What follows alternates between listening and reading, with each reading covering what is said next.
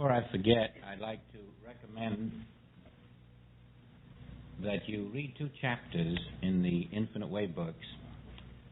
The subject of understanding the body is discussed in the title, in that chapter of that name, in the 1957 letters, Understanding the Body.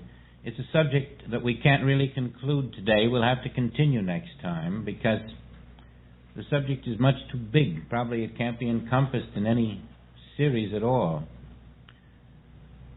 That's 57 letters, Understanding the Body. And then you'll find in parenthesis, chapter 6, God, the consciousness of the individual.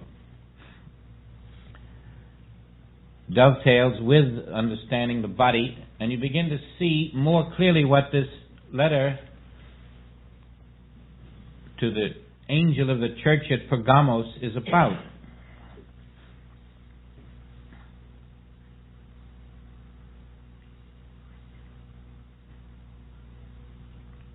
I was awakened one night, and this is what was given to me. God has created a perfect universe of His substance, governed by His law, in eternal perfection. Every divine idea is manifest within the one infinite spiritual substance and undivided from every other divine idea, depending for its eternal perfection on its oneness in and through every other idea. Every idea maintains every other idea. This integrated one is the sum of its indivisible parts. If there were one idea in spirit that weren't there, the rest would collapse. You see, everything is interrelated, and every idea is through every other idea. It's as if idea 1 is also in idea 2 and 3. And idea 2 is also in idea 1 and 3, and 3 is also in 1 and 2. But take 5 billion trillion ideas, and the same relationship exists. This was the meaning of that. I read it to someone who said that's what Einstein said, that you remove a blade of grass and the whole world changes. The whole relationship changes. He said it about physical things. It is true about physical things because it is true about the spirit. You will see that because of the interrelationship of the spiritual idea within itself, this must externalize as man dependent upon man, animal dependent upon animal, man dependent upon nature, animal dependent upon nature. We are all interrelated out here because we are interrelated in the spirit. And when we break that interrelationship, we are violating the fact of spirit. You cannot without paying the price. We cannot stop loving our neighbor without paying the price. We cannot see differences where only one is. And then this message came forth further as follows. The finite human senses are remote effects of this infinite activity and are totally incapable of reporting the wholeness, like an ant would be in reporting a human event. To rely on the 5 senses to report anything accurately about infinity is suicide. Yet man does so. Science, unaware of infinite life, does so today. Religion, unaware of infinite life, believes that our human deficiencies are divine punishment, little realizing that these human deficiencies are simply the inability of sense perception to report the fullness of reality. And finally, disregarding finite sense testimony we learn to depend instead upon the divine consciousness, which governs its perfect universe, to identify itself through our silence of the senses. Now, right here in this third letter, the very next sentence is a very interesting one. Antipas was my faithful martyr who was slain among you, where Satan dwelleth. Now that slaying of Antipas representing now the five-sense mind which would slay the Christ, it was slain among us where Satan dwelleth. The five-sense mind was slain when the Christ, appearing to human sense in the form of Jesus, was not overcome by the five-sense mind. It was the five-sense mind that was crucified that day, not Jesus. And that five-sense mind crucifixion was made visible shortly thereafter by the death of Antipas. That which happened in spirit was that the Christ could not yield to the five-sense mind, and so the body of Jesus reappeared, and the body of Antipas was murdered. One image shown to be eternal, the false image died. That was how Satan's seat,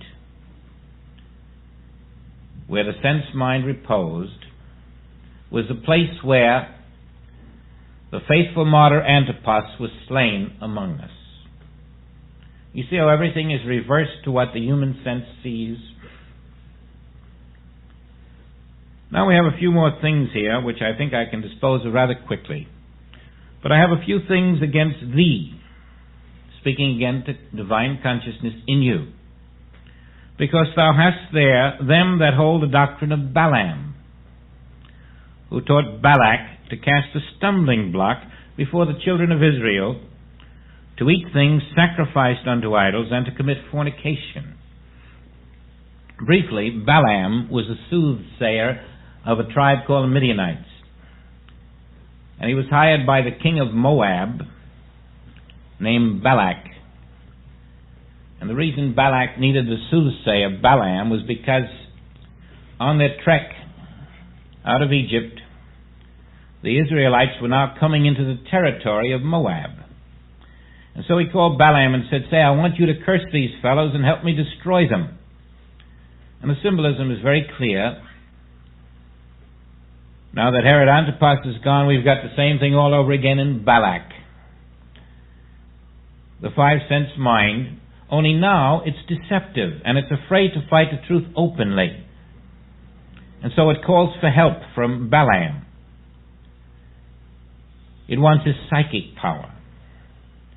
And now you have a division. You have the divided consciousness exposed as Balak calling on Balaam to repel Israel, which is divine truth again. And Balaam would like to do that. He'd like to help Balak, but the voice intervenes. And it won't let him curse Israel. It makes him bless Israel. But although he cannot curse them, he still helps Balak and teaches him how to break down the purity of the Israelites by teaching them how to worship idols. And this is the stumbling block that is mentioned. In us is this Balak and Balaam, the five-sense self, which is turning away from the Christ, Israel, and which seeks the help of, let's say, our rationalizing mind. And Balaam does this for a personal reward. For a personal reward, he teaches Balak to teach the Israelites how to eat things sacrificed unto idols and to commit fornication. Now, the eating is not with the mouth. This is referring to the food of the mind. And the idols, therefore, are what we have just learned. The belief in the reality of matter is an idol. To believe that matter is real is a false idol. And that is what they are eating. Their belief that matter is reality, and so they are questing matter. They are fornicating. They are mixing the purity of spirit with the belief that matter is also real. And so we're talking here about fornicating by mixed thoughts,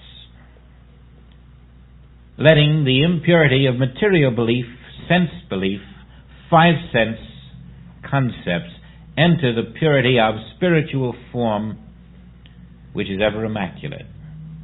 And this is signified by they consorted with the women of Moab. This is how the Bible tells us that they were seeing matter where only spirit was. Now this Balaam incident then was from the Old Testament and referred to in this revelation of John, and now I find that it was referred to in order to explain who the Nicolaitans were who follow. I had trouble with that, as you know. Originally, 3 years ago, I thought the Nicolaitans mentioned here was some kind of an alteration in the Bible, because I knew of a Nicholas who was a Gnostic, one who believed in the tenets of Christianity. And I couldn't put the two together. And so I figured some scribe somewhere had secretly made an alteration, or there had been a mistranslation. And then I couldn't take the word hate, which said God hates the Nicolaitans, which follows. But now I discover something sort of overpowering. Balaam, the soothsayer, is indicated as unpleasing to the Spirit. And then, so hast thou also them that hold the doctrine of the Nicolaitans, which thing I hate. Now the Nicolaitans brings it into the contemporary world of that day. The Balaam incident was the Old Testament, but there were those Nicolaitans present in the time of this revelation. And to my astonishment, I discover that this is the priesthood and represents the bigotry of the priesthood of that day. First, Balaam, who for personal reward would teach Balak how to turn away from the pure wisdom of divinity and to linger in the five sense mind. And now the priesthood, taking the word of religion and making a formula out of it, is equally unacceptable to the Spirit. You see, the Nicolaitans have not been properly identified again by anyone anywhere for this reason. The Nicolaitans are the symbol of all religious belief. All belief that comes externally from the sense mind and not from inner inspiration, when it is in the human lay mind, is called the beliefs, the doctrine of Balaam. And when it is in the church mind, it's called the doctrine of the Nicolaitans. What it's called today, you may use your imagination to discover. But there are the Balaamites and the Nicolaitans all around you in every form of mental endeavor. Now then, we are being told that neither the lay mind nor the church mind is capable of knowing the will of God, the truth of God.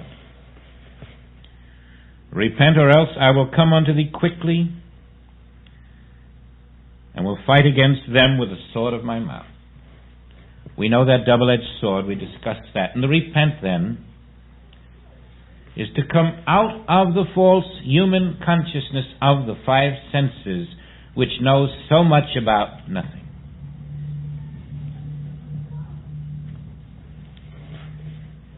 He that hath an ear, let him hear what the Spirit saith unto the churches. To have an ear means do something.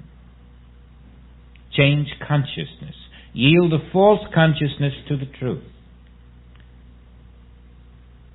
To him that overcometh, to him that does change consciousness from the five senses, will I give to eat of the hidden manna. Instead of eating of that which is sacrificed unto idols, we eat of the hidden manna. The hidden manna, then, is identified as real substance. The substance of life itself. The bread of life.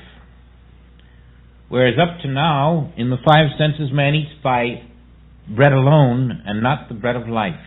And now these secrets hidden from the five sense mind, the hidden manna, the real substance of life, is given to those who overcome the belief in the five senses and what they outpicture.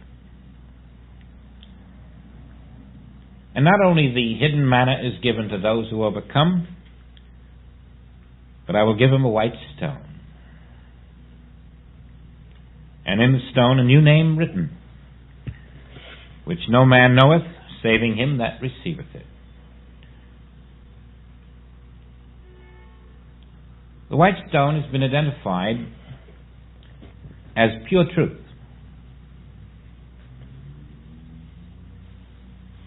Which leads to the realization of your pure soul body.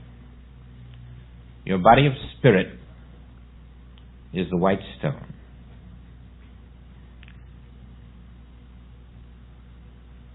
And in it a new name written. You know the name. But no man knoweth it except him that receiveth it. Now you've heard the breath of God spoken of many times, and that breath of God is the inner revelation that comes, the inner inspiration, the inner guidance. And you cannot receive the hidden manna, the realization of the spiritual body, the white stone, the pure truth, the new name of Christ, without inner inspiration. And that's why no man knoweth it except he that receiveth it. It's merely conversation until from within is given the Word made flesh. Then we are past theories. When we are out of the five sense mind and have overcome the tendency of that five sense mind to identify evil in the spiritual universe, which is perfect, then we are brought to a level where we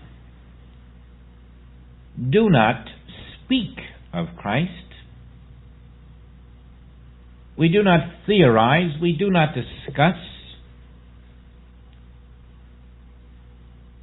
We are in the experience of true selfhood, which no man knoweth except him that receiveth it. That experience of true selfhood is divine consciousness realized. When the individual consciousness of you and the infinite consciousness of the Father are one, and you can truthfully say, I know that I and the Father are one, because one consciousness, Christ, functioneth my life. Now, right now, you will say, you are conscious. Now let's give God the same privilege, and I accept the fact that if I am conscious, certainly God is conscious. And so I am conscious here, God is conscious here. But God is infinite, so God is conscious everywhere. We can go that far. Everywhere God is conscious. And finally, God is consciousness everywhere. And because God is consciousness everywhere, The perfection of God must be in that consciousness everywhere. That consciousness is embracing its universe. Its spiritual ideas in its consciousness are protected by that consciousness, and there are no others.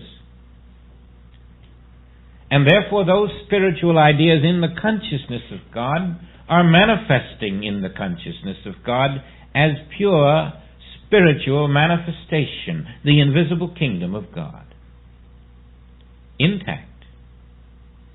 Unto perpetuity, protected by the one all-embracing infinite consciousness.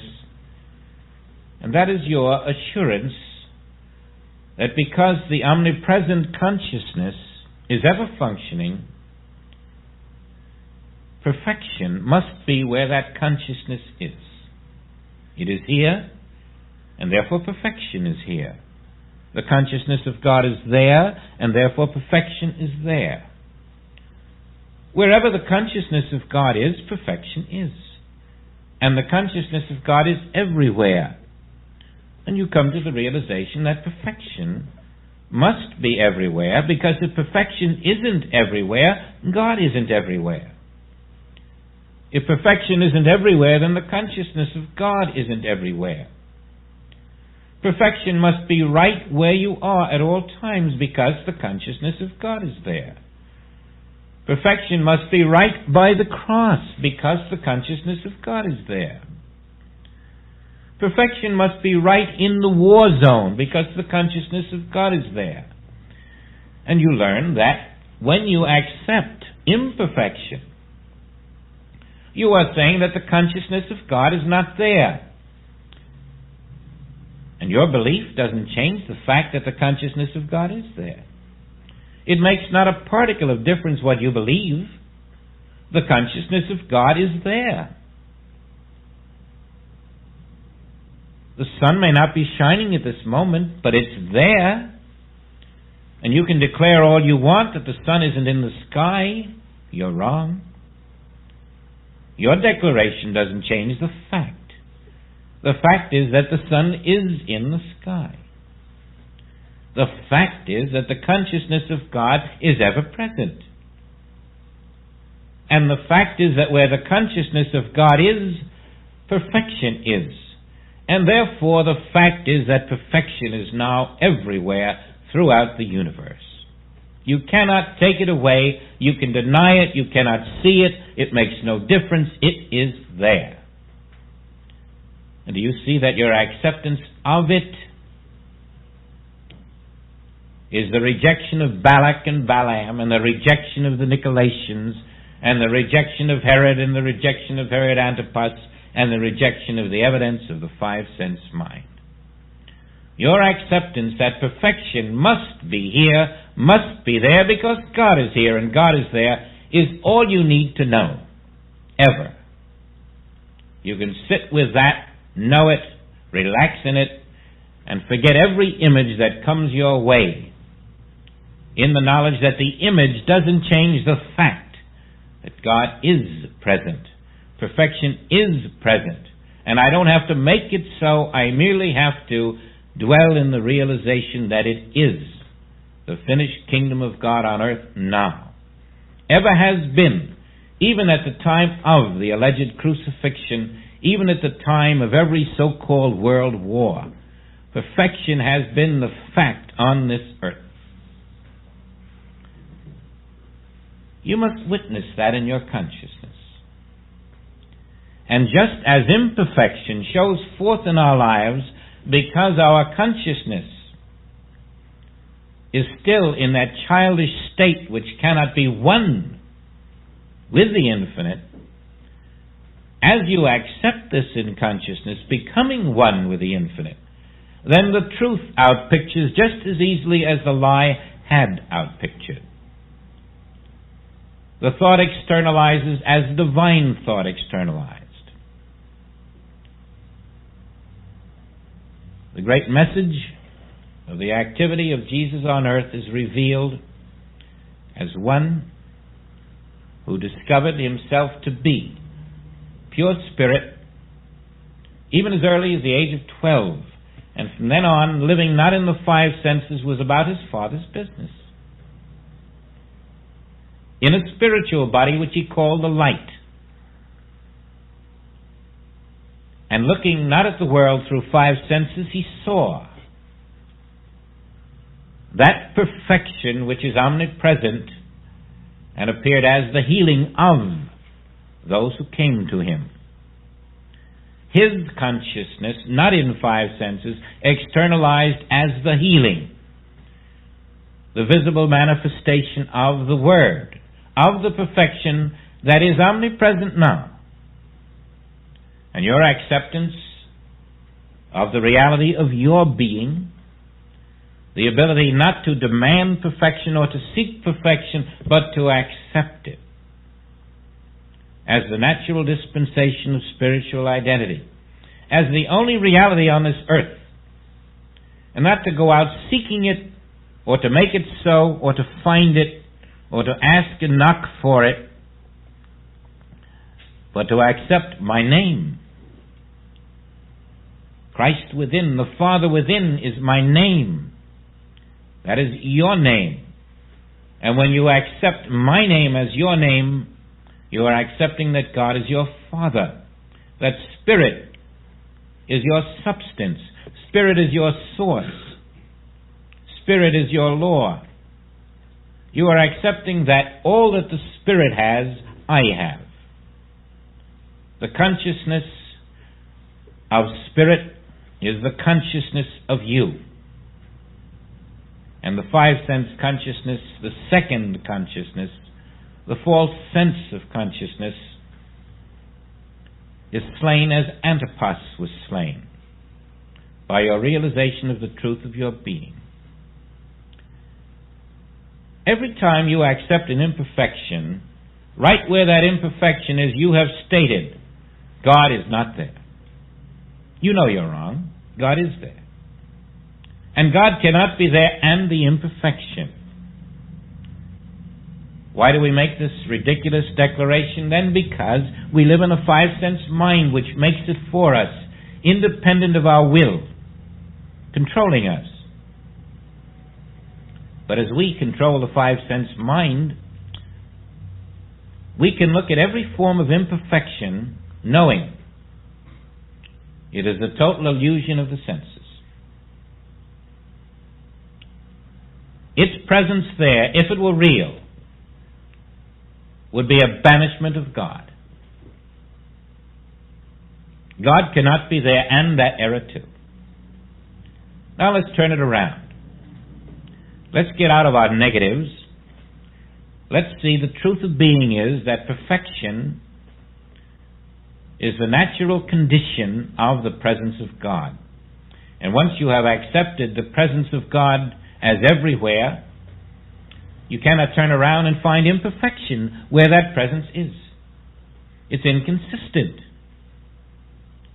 Once omnipresence of God is the law of your being and you accept it, then the omnipresence of perfection is automatic. And you accept it. Then what would you do when the opposite appears? You recognize it as a five-sense image. A lie about the presence of God. Just as if somebody said to you, the sun isn't in the sky anymore. What would you do about it? Nothing. You know the truth. The sun is in the sky. And the same with the imperfection. It is now coming to you and saying, the sun isn't in the sky. God isn't here. But God is. And only God is. And it is the ability to stand there and rest in the knowledge that God is. Perfection is.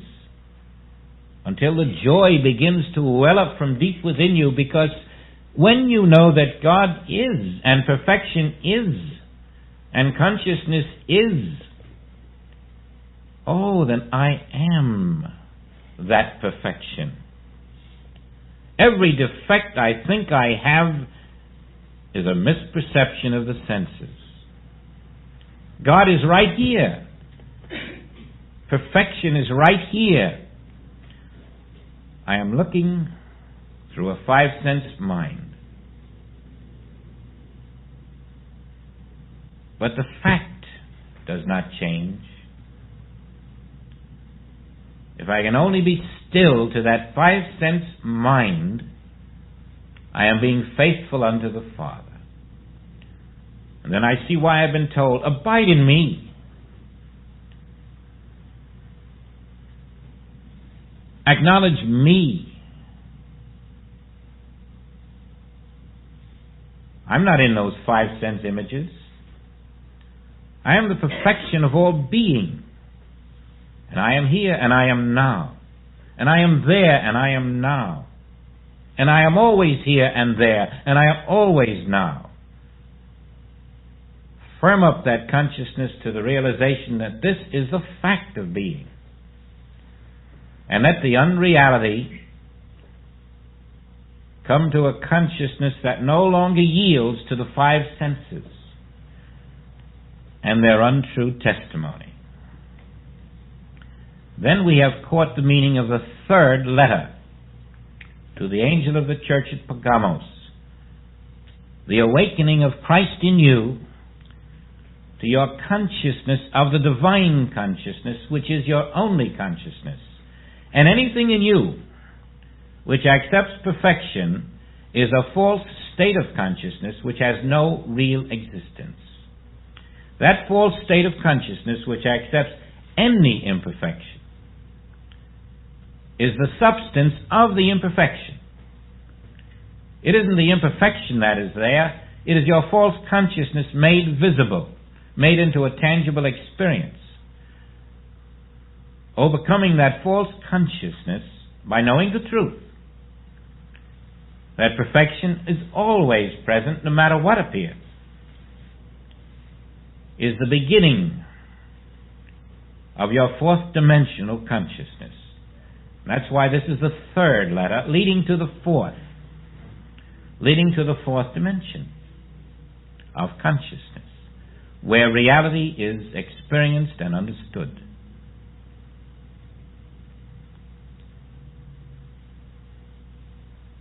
Now don't crucify yourself any more than we think the world crucified Jesus. To die daily to the 5 senses is all that ever dying daily meant. And you have 2 ways to die. You have a choice. You can die the natural way, the way people die, or you can die by a transformation of consciousness. That's the meaning of, let those who have an ear hear these words. The transformation of consciousness is the way to die.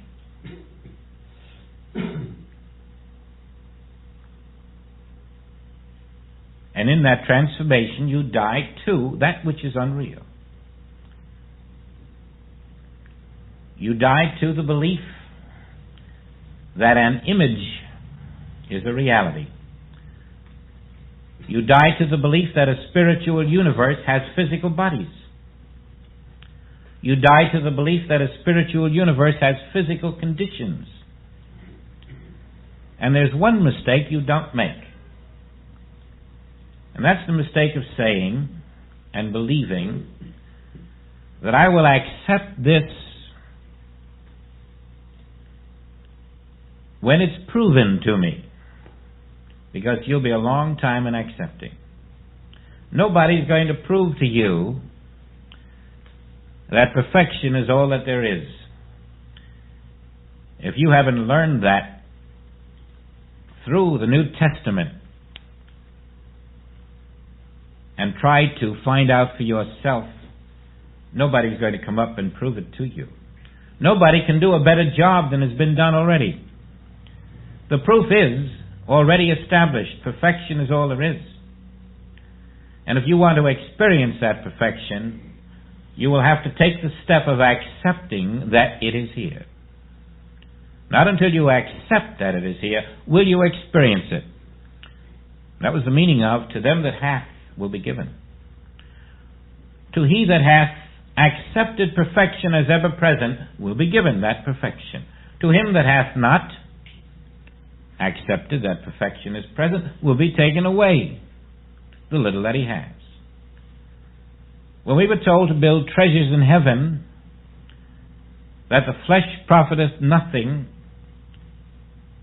that we should sow to the Spirit, not to the flesh, that all flesh is grass, we were being told that the human form is an image in mind, that matter is an image in mind, and that if you go forth with the sole purpose of thinking that God has created this world for your pleasure, that you may accumulate the material possessions of this world, you find you are going contrary to the wisdom of the Christ, which says there's nothing you need accumulate or seek. All that the Father hath is already your own complete infinite being. Accept it, let it flow, and let the many mansions of Spirit reveal themselves to you, not through the 5 sense channel of ignorance, but through the silence of that channel which opens the floodgates of the soul. You will discover that mortality and materiality are the myths of the 5 sense mind. You will notice the harmony that dissolves all of the imperfections that we had been willing to accept in our ignorance of the presence of God. Now that's a fairly simple thing to follow. Perfection is, because God is. Perfection is here because God's consciousness is here. Accept it in your mind alone, and you'll find you wake up in the morning and the water of time will come over the shoreline of your mind and banish it like footprints in the sand. But dwell with it quietly in the consciousness so that it becomes so deeply embedded that no mental ideas can erase it. And always it will well up. Perfection is here now. Whatever you're looking at does not change that eternal fact. You will learn to accept people in a different way. I Christ, thou Christ. Perfection is here now. You cannot rob me. I cannot rob you. It is impossible. Perfection is here now. The fact will not change. The biggest swindle in the world won't change the fact that perfection is here. The swindle is the 5 sense illusion. There's no thief on the cross because there's no material substance. There's no Jesus crucified because only the Christ is there. There's no executioner because only the Spirit is there. Perfection is omnipresent because God is omnipresent. That's our divine law. And it will take us out of the wilderness. Practice it and you'll see. You will feel and know that perfection as we move now into the 4th letter. That will be next week. We're out of the 5 sense mind which brings imperfections to our attention. We're in the practicing of the presence of His consciousness everywhere, and the attendant fact that perfection must be everywhere too. And so we are not living in the 5 sense evidence, we are living in the acceptance of His perfect presence everywhere as the abiding law. We're in a new kind of faith, an active faith, a living faith. And this is the formation of the new consciousness, the rebirth, by the acceptance of things unseen.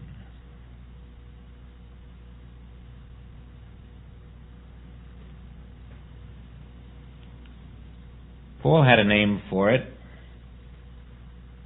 This inner tabernacle, not made with hands. We are accepting this kingdom not made with hands. The miracle of divine presence everywhere is the fact that we never deny.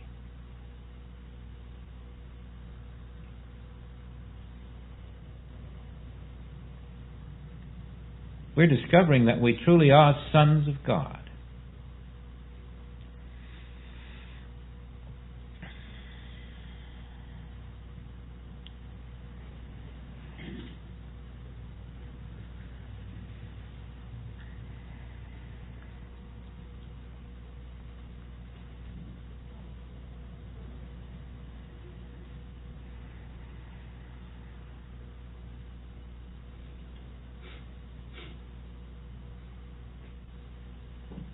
I thank you all very much. Hope to see you soon.